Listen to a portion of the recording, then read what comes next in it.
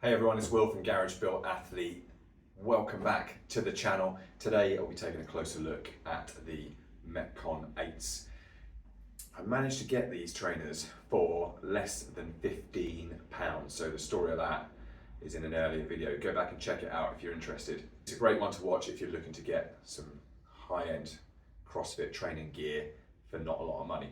First thing I want to do is let you know, in the description down below there is a link for Relon Fitness. If you're into functional fitness, so CrossFit training, then Relon is a great company that do some awesome equipment. So we've got grips, jump ropes, belts, knee sleeves, sweat bands, all the kind of stuff that you would want for CrossFit training. If you're looking for any of that stuff, if you want to grab yourself a discount, hit the link, use the code that we've provided in the description and you can save yourself some money. If you haven't already, please do subscribe to the channel. It's great to see a lot more of you jumping on board. And if you do like the video, leave us a like and leave us some comments. First thing I want to talk about with these shoes is about how much I loved the predecessor. So much, in fact, that I got 2 pairs of the Metcon 7. Now, I'd seen these about in the gym, friends have had them and rated them, but I hadn't owned a pair myself until 3 months ago when I picked up these shoes. The reason I wanted to do a review on these, that yes, they are the latest Metcons. We've got the 9s now, but the 8s are a really good option, especially for anybody on a budget who doesn't want to fork out 120, 130 pounds. You can pick these up in sales. You can also get them from secondhand marketplaces, Facebook Marketplace, Vinted, eBay, and they're a really decent shoe. A couple of things to talk about which I really like about the shoe is how versatile they are. There are 3 key things that I always want to know about trainers. If I see somebody wearing a new pair, I will always ask, what are they like for lifting? What are they like for rope climbs? And what are they like for running? From my experience, there aren't many shoes out there that can do all of that.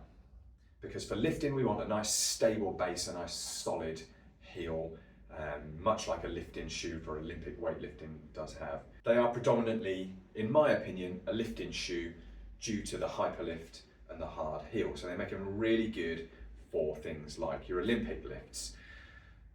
They still do have quite a high heel drop, so they're not a zero drop shoe. Things like deadlifts, you may want to look elsewhere as it can push you up onto your toes from having that heel in. But for things like squats, snatch, cleans, it's a good option. And generally for your day-to-day lifting with dumbbells and barbells in a CrossFit style workout, they're a great option to have. For rope climbs, we're looking for a lot of protection and a lot of grip around the inside of the foot. And the rope climbs can really give a lot of punishment to the sides and to the sole of your feet, also to the uppers, just because of how the rope sits on the foot, which if you want a good running shoe, you may be looking for something with a very light upper, a more cushioned sole, which tend to be a softer, less durable material. So these things kind of don't balance out into one perfect option for a CrossFit shoe. Rad's got pretty close. You can check out the review on the Rad one that I've done recently. The Metcons, I still don't wear them if I know there's going to be running in a workout. Shuttle runs are fine. Quick blast back and forwards, maybe a 200 at the most, a 400 meter lap, but they're not comfortable for me for running because of that hard heel. Great for lifting, really good. For running, not so much.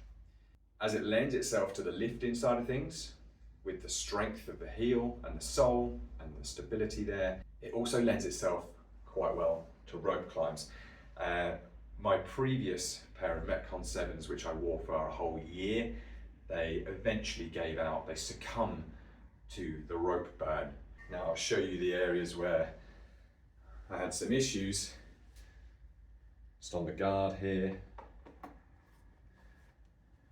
around the upper, from the rope rubbing against the foot, and then some slight wear on the sole, but really nothing if you consider the amount of use that I got from that shoe. Whilst I found the Metcon 8 actually very good for rope climbs, very good grip on the shoe, within 1 or 2 sessions of rope climbs, I found that the sole didn't quite stand up as well as I'd hoped. So I'll show you this Give a bit of a close up there.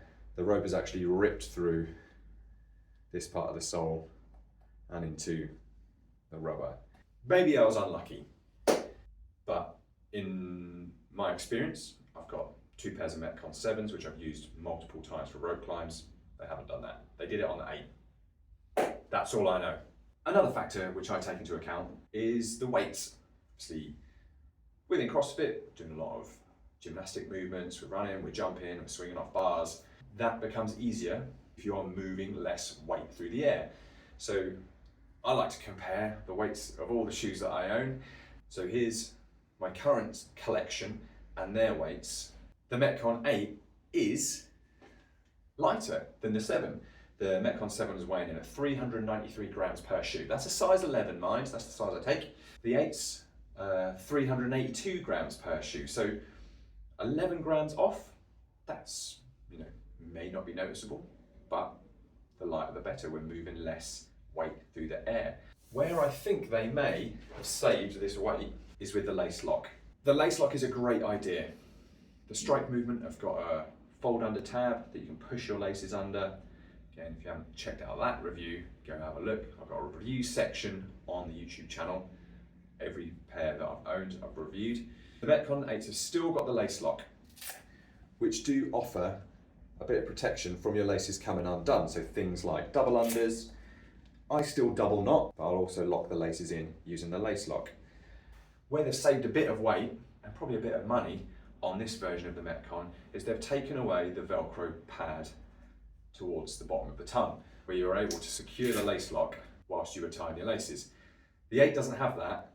It's a bit annoying, to be honest, just trying to move that out of the way to get your laces done up and down. A very small thing, but it's annoyed me, so it's going in the review. I love the feature, love being able to tuck them away, but they got rid of that. I'll show you on the 7. So you take the laces, pop it down, do whatever you need to with the laces, not going anywhere. Strap it back up and you're ready to go. Now let's take a look at the look of this shoe. I normally buy black shoes. 1, I like the colour. 2, it goes with pretty much anything. And 3, if they get dirty, you can't tell. With these ones, I went for a fairly out there colourway. I like lime and mint and those kind of colours anyway, but these are the loudest shoes in my collection. The actual styling of the 8s, I'm not a big fan. There's a couple of things which I think don't work on this shoe. One is this animal print style swoosh. I can't get on board with it.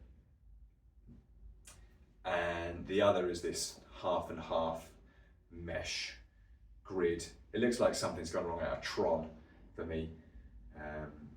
We've also got a blurb down the side about being engineered to the exact specifications of championship athletes, which that's great. Let's get them involved. They're good at the sport. Let's listen to them. But having it written on the side of my shoe, I'm not into. Apart from that, they're very similar in style from the last version. There's good support and structure around the back of the heel, so when getting these on and off, they're not folding under or damaging the back of the heel. Even if you're lazy and you don't like to undo the laces, I found you can slip them on and off pretty well. They are comfortable for people who prefer a wider toe box. I've found that the Metcons have really come on a long way since maybe the 4s and the 5s, and that they do allow more room. These, to me, feel like a lightweight version of the 7s. It's like we're trying to move in the direction of speed whilst maintaining that strength and stability for your lifting. So it's a good step in the right direction onto the 8s from the 7s. We're evolving from the 7 to the 8 with this addition. I think it's a good move. Only time will tell if this ends up with this sort of damage after a year. But even if it did, that took some punishment, that shoe. And yeah, I've not binned it because I'm quite emotionally attached to it. So it's staying in my collection. Who knows when you need a knackered rope guard shoe? Could be any day now. So performance-wise, they are a good all-round shoe. I've used them in all sorts of workouts, all sorts of movements, and the only thing which I feel they don't do very well is for distance running, and unfortunately the durability under rope climbs, just for this pair in particular. The actual performance on rope climbs was very good, felt very stable, very solid, good grip.